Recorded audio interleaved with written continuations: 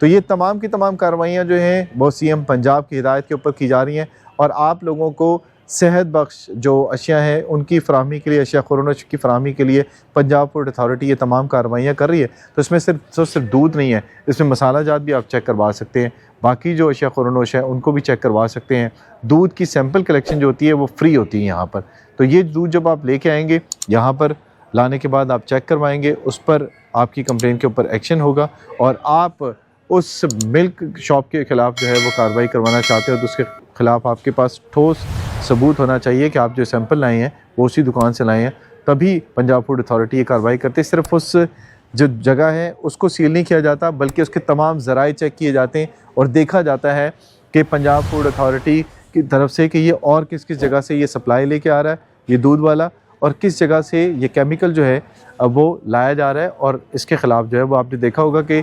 इस्लामाबाद और रावलपिंडी के साथ साथ खैबर पख्तूनख्वा के अंदर भी कार्रवाइयाँ हो रही थी, वो भी पंजाब फूड अथॉरिटी की कोऑर्डिनेशन के साथ हो रही थी।